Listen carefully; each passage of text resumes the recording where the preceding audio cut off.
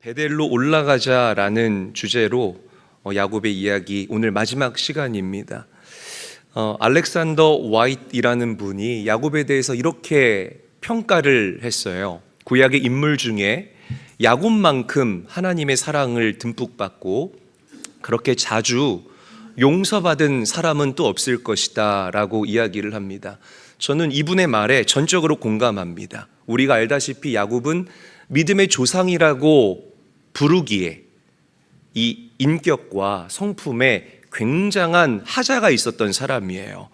내 목적과 뜻을 이루기 위해서는 수단과 방법을 가리지 않았던 사람이 바로 야곱이기 때문이라는 거죠. 그런데 성경은 그런 야곱을 하나님께서 사랑하셨다라고 우리에게 증거하고 고백하고 있습니다. 사실 이 야곱이라는 캐릭터가 여러분들과 굉장히 많이 닮아 있어요. 아닌 척하고 앉아 계셔도 어쩔 수가 없습니다. 우리랑 굉장히 닮아 있다라는 것 부정할 수 없다라는 거죠. 그러니까 사실 조건을 따져보면 저와 여러분들 역시 하나님께 사랑받을 만한 구석이 과연 얼마나 될까요? 얼마나 될까요?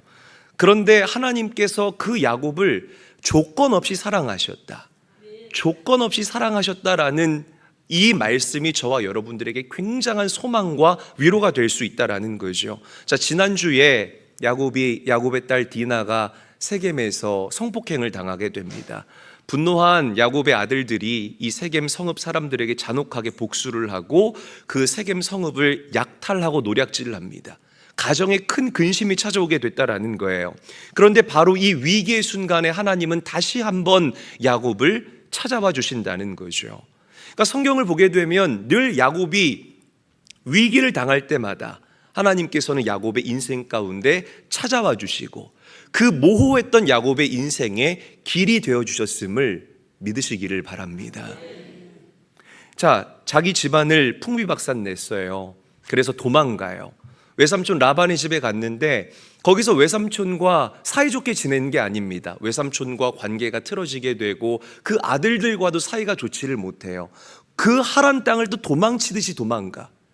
하나님께 내가 베델로 가겠습니다 약속해 놓고서는 베델로 곧장 가지 않고 세겜성으로 갑니다. 그런데 거기서 또 세겜성 사람들과 문제를 일으키고 그 성 사람들을 잔혹하게 죽이고 도둑질까지 한다라는 거죠. 여러분, 이 실수가 반복되잖아요. 그게 여러분들의 실력입니다. 실수라고 자꾸만 이렇게 포장하셔서는 안 돼요. 저는 항상 사람들한테 그래요. 그 실수가 한 번, 두 번 정도는 괜찮은데 두 번 이상 반복되면 그게 당신의 실력이다. 여러분, 야곱의 실력은 딱 요 정도였다라는 거죠. 이런 인격과 인성의 하자가 있었던 이 야곱을 하나님께서 호되게 야단칠 수 있었을 거라는 겁니다. 너 이놈 자식 어떻게 그렇게 할 수가 있니? 왜 가는 곳마다 너는 그렇게 관계가 항상 엉망진창이니?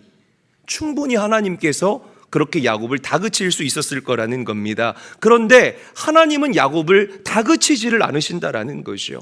오히려 야곱이 가야 할 길을 부드럽게 가르치시고 알려주신다라는 겁니다.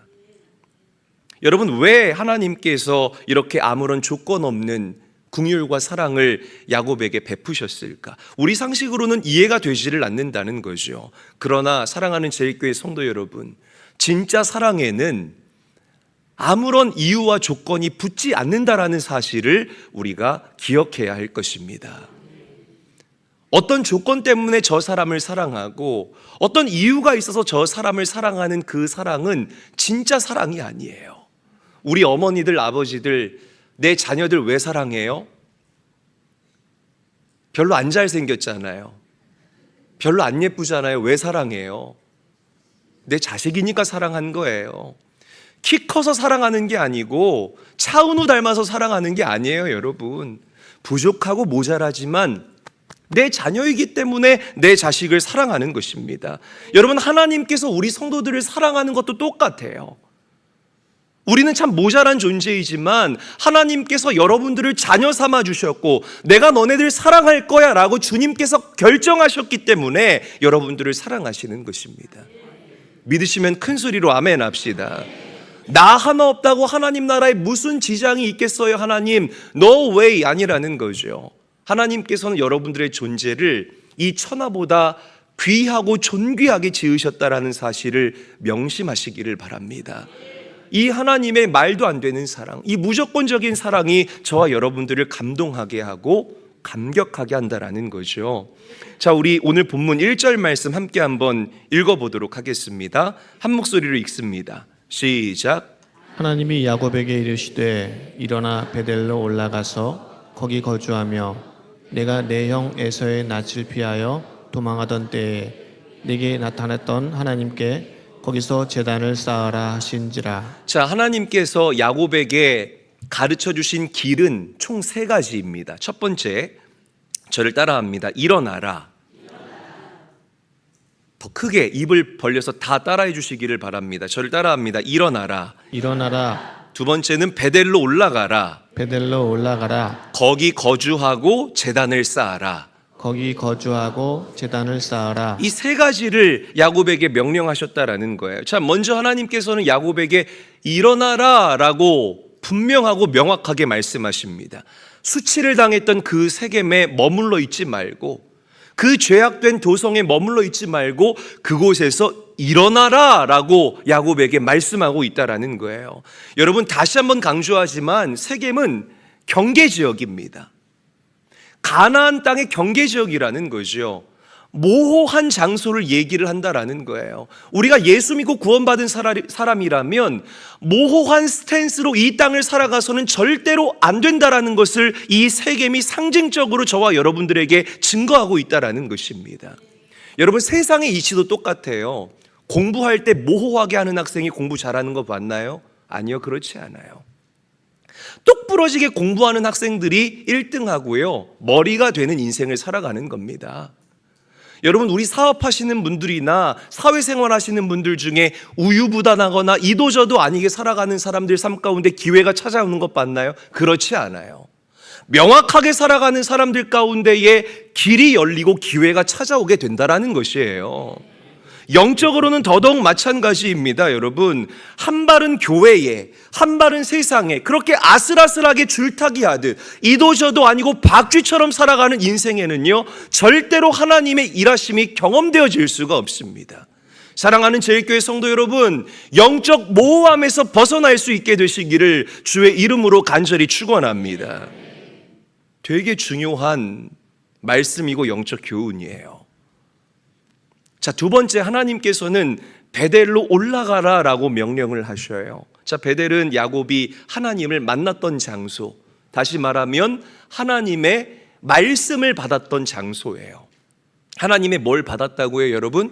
말씀을 받았던 장소라는 거죠. 하나님께서 야곱에게 약속하십니다. 나는 너의 주부 아브라함의 하나님, 너의 아버지 이삭의 하나님이다.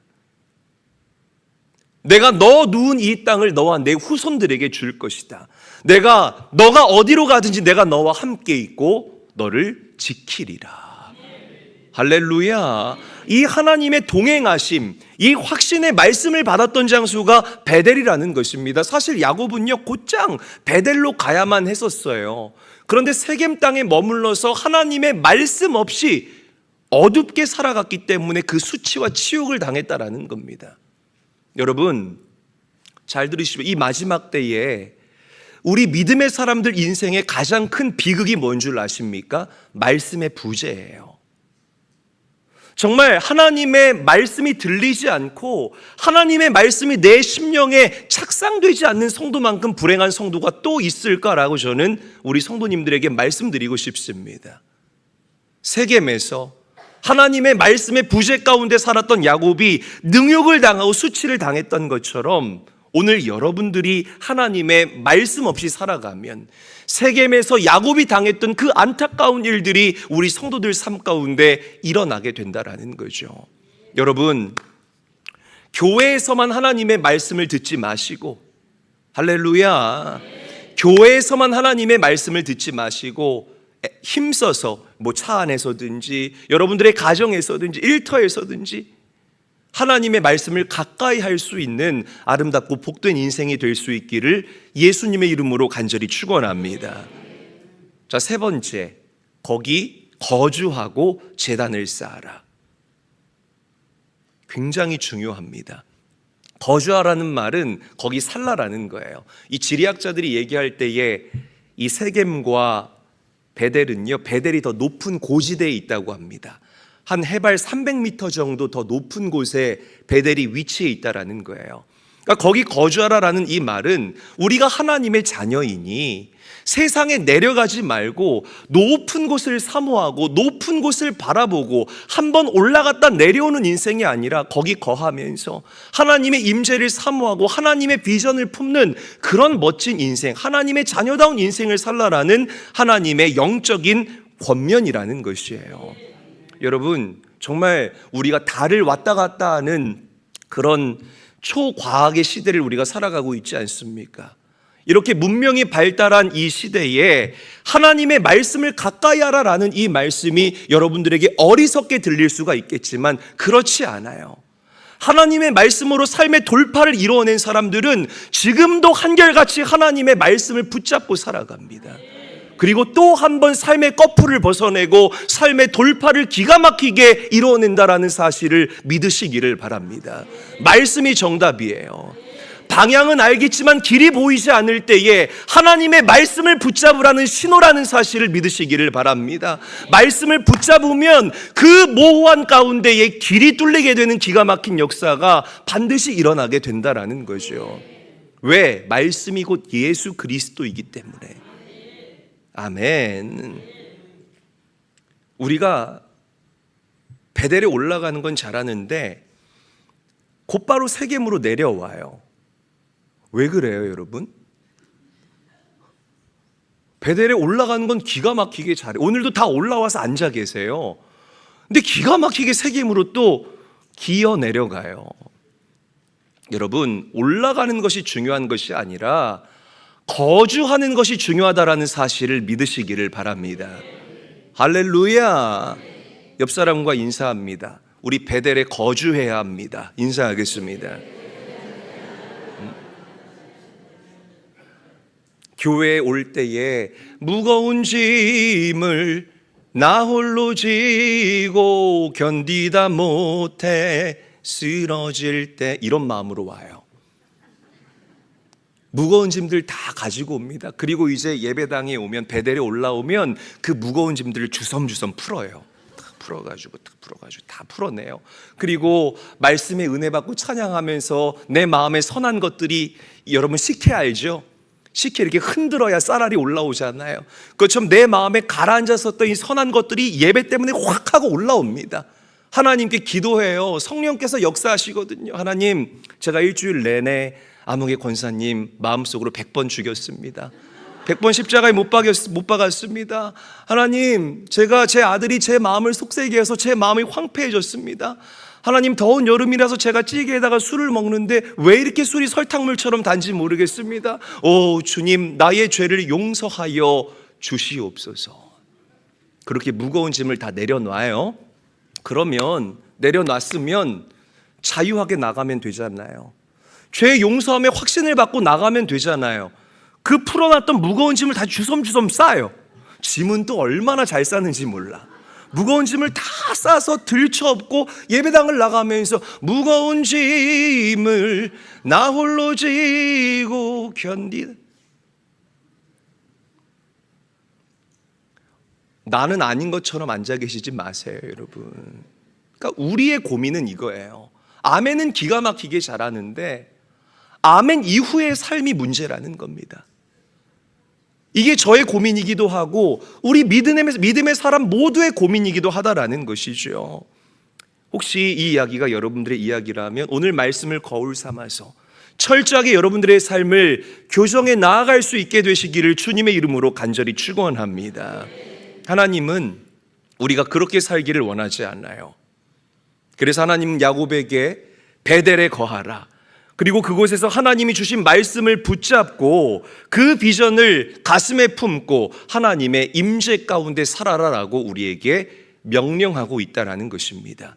사랑하는 제일교회 성도 여러분, 교회에서만 제단 쌓지 마시고요, 가정에서 제단 쌓으시기를 예수님의 이름으로 간절히 축원합니다. 여러분들의 일터에서 제단을 쌓을 수 있게 되시기를 주의 이름으로 간절히 축원합니다.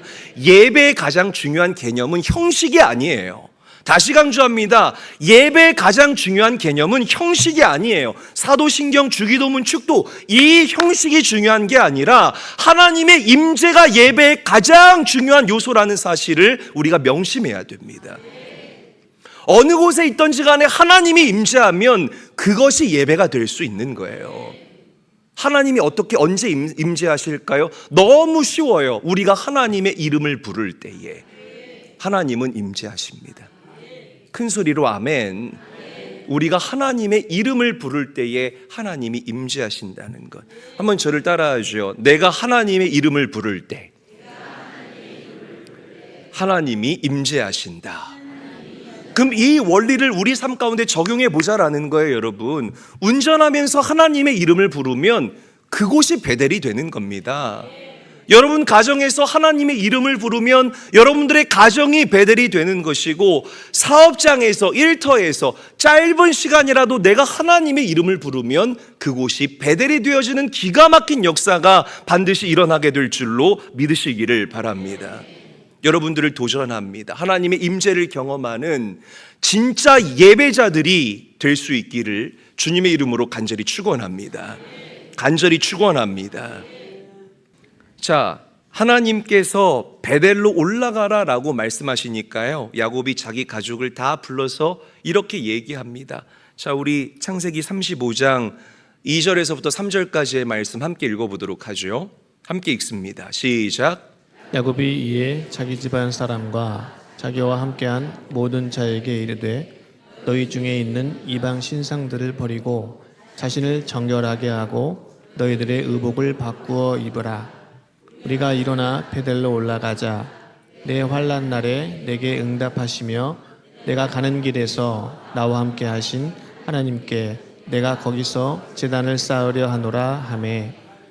사랑하는 제일교회 성도 여러분, 하나님의 말씀은 우리 인생에 꼬였던 문제들, 답답한 문제들을 새롭게 볼 수 있는 눈을 열어준다라는 사실을 믿으시기를 바랍니다. 또한 그 문제를 이길 수 있는 능력을 저와 여러분들에게 반드시 부어준다라는 거죠. 그래서 말씀을 붙잡으면 그 캄캄했던 여러분들 인생 가운데의 길이 반드시 보이게 된다라는 거예요. 그래서 말씀이 중요한 겁니다, 여러분. 자, 세겜 땅에 머물렀던 말씀의 부재 가운데 살았던 야곱의 귀에 하나님의 말씀이 들려지기 시작하니까요, 야곱이 영적인 잠에서 깨어나기 시작합니다. 그리고 야곱이 하나님께 고백해요. 내 환난 날에 내게 응답하시며 내가 가는 길에서 나와 함께 하시는 하나님. 할렐루야. 그렇습니다, 여러분. 우리가 믿는 하나님은 응답하시는 하나님이라는 사실을 믿으시기를 바랍니다. 자, 야곱이 하나님의 은혜에 대한 확신을 하니까요, 권위가 생기게 돼요. 뭐가 생겼다고요? 권위가 생겼다는 거예요. 그리고서 가족들에게 담대하게 외칩니다. 우리가 베델로 올라가자. 이방 신상을 버리고 정결하게 하고 우리의 의복을 갈아입자. 할렐루야. 할렐루야. 굉장히 중요한 선포입니다. 지금까지 야곱은 아버지로서 빵점짜리 아버지였어요. 영적 권위가 완전히 실추되어져 있었던 그런 아버지였다, 이 말입니다. 우리 남성들이요, 집안에 두 갈래 길이 있어서 영적인 결단을 해야 될 때에 아내 치마폭에 휩싸여 있지 마시고요, 영적 권위를 회복하셔서 과감하게 여러분들의 가정을 믿음의 길로, 의의 길로, 빛의 길로 이끌어 나갈 수 있는 남편들이 되시기를, 남성들이 되시기를 주님의 이름으로 간절히 축원합니다. 아멘. 여러분들에게 이 영적 권위의 회복이 있어야 된다라는 것이에요.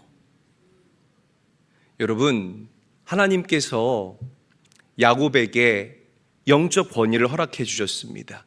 그러자 야곱이 가족들에게 담대하게 외칠 수 있었던 거예요. 이방 신상을 버리고 옷을 바꿔 입어라. 옷을 바꿔 입는다는 것은 굉장히 중요한 영적 상징성을 띠고 있습니다. 옷은 그 사람의 신분을 상징하는 거예요. 세겜의 그 죄악된 옷, 때 묻은 옷, 세상의 옷을 이제는 벗어 던져버리고 영적인 옷으로 우리가 갈아입자. 우리가 하나님의 자녀인데 하나님의 자녀라는 이 영적 정체성과 영적인 주소를 우리가 명확하게 하자. 야곱이 가족들과 자녀들에게 도전하고 권면했다라는 것입니다.